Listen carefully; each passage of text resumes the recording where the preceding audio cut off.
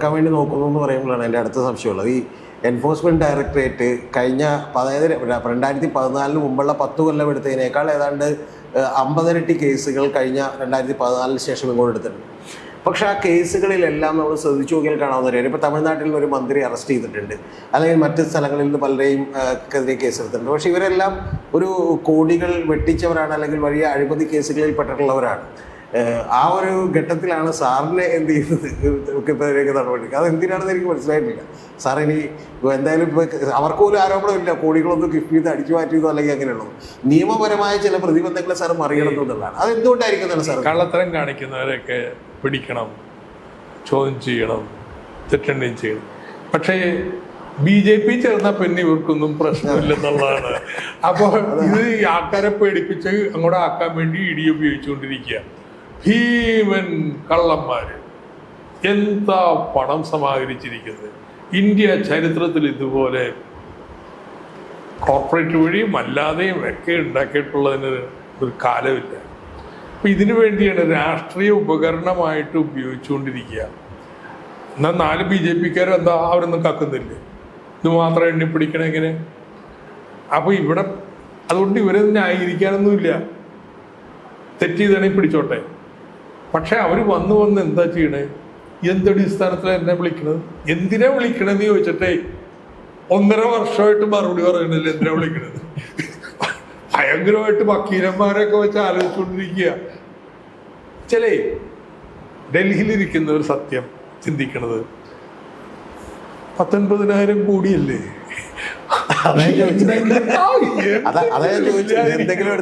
ശീലം അതാണ്. അപ്പൊ അവിടെ എന്തെങ്കിലും ഉണ്ടാവും. അപ്പൊ അവര് പറഞ്ഞ പിടിക്കും, ശരിക്കും തപ്പാനാ പറയണേ. അപ്പൊ അല്ല, അതുകൊണ്ടാണ് ഞാൻ ചോദിച്ചത്. അവരങ്ങനെ ധരിച്ചു വെച്ചിട്ടുണ്ടാവും. അതാണ് ചോദിക്കണേ. അവരോട് ചോദിക്കണമെങ്കിൽ എന്താ, എന്തിനു വേണ്ടിയാ നിങ്ങൾ എന്നെ വിളിപ്പിക്കണേ? Simple question. എന്ത് തെറ്റന്വേഷിക്കാനാണ് നിങ്ങളെ വിളിക്കുന്നത്? അത് പറ. എന്നിട്ട് വിളിപ്പിച്ചാലും ഞാൻ പോയേനെ. നിങ്ങൾ പറയണത് നിങ്ങളെ ചോദ്യം ചെയ്യണം. അങ്ങനെ നമ്മൾ ചോദ്യം ചെയ്യാനൊന്നും പാടില്ലെന്ന് പറയുന്ന ആളൊന്നുമല്ല. ഞാൻ പോകുമെന്നാണ് ആദ്യം പ്രതികരിച്ചത്. പക്ഷെ അന്ന് എനിക്ക് പോകാൻ നേരമില്ല, പോണില്ലെന്ന് പറഞ്ഞു. കാരണം വെച്ച് കഴിഞ്ഞാൽ പത്രത്തിലൂടെ ഞാൻ അറിയണേ. എന്നിട്ട് പോകേണ്ടതിൻ്റെ 2 ദിവസം മുമ്പാണ് എനിക്ക് കത്ത് കിട്ടുന്നത്. ഈ കത്ത് എൻ്റെ MLA ആയിരുന്ന അവിടെ അങ്ങോട്ട് താമസിക്കുന്ന വീട്ടിലേക്ക് അയച്ചു. അത് കറങ്ങി തിരിഞ്ഞെത്തിയപ്പോൾ സമയം വൈകിയത്. പത്രത്തിൽ കൊടുത്തെല്ലാം ആഘോഷിച്ച് കഴിഞ്ഞപ്പോഴാണ് വന്നത്. അപ്പോൾ ഞാൻ പറഞ്ഞു അന്ന് എനിക്ക് വരാൻ പറ്റത്തില്ല. അപ്പോൾ ഇവർക്ക് വാശി. വീണ്ടും നോട്ടീസ്. ആ നോട്ടീസിലോ നമ്മുടെ മുൻ ഭാര്യയുടെ അടക്കമുള്ള അക്കൗണ്ടുകൾ, മക്കളുടെ അക്കൗണ്ട്, ഞാൻ ഡയറക്ടറായിരുന്ന മുഴുവൻ കമ്പനികളുടെ അക്കൗണ്ട് എന്നാ പറയണേ. എന്ത് അക്കൗണ്ട്? ഇതിൽ നമുക്ക് ഞാൻ കൊടുക്കണം. ഈ ഡയറക്ടറായിരുന്ന കമ്പനിയുടെ അക്കൗണ്ടൊക്കെ എൻ്റെ കയ്യിൽ ഞാനെങ്ങനെ ഉണ്ടാവാനും? ഇതുപോലെ അസംബന്ധം വാശിക്ക് എഴുതിയ ഏതോരുത്തനോട് ഇരുന്നിട്ട് ഇങ്ങനെ കാണിച്ചു തരാം. അപ്പോഴാണ് ഞാൻ കോടതിയിൽ പോയത്. എന്തിന് കാര്യത്തിനാണ് ഇതൊക്കെ ചോദിക്കുന്നത്? ഫെമ വയലേഷൻ ഇതൊക്കെ എന്താ പ്രസക്തമായി വരുന്നത്? അപ്പോഴാണ് തർക്കം തുടങ്ങിയത്. അല്ലെങ്കിൽ എന്താ, ED വിളിപ്പിച്ചു, പോലീസ് വിളിച്ചപ്പോണ്ട്.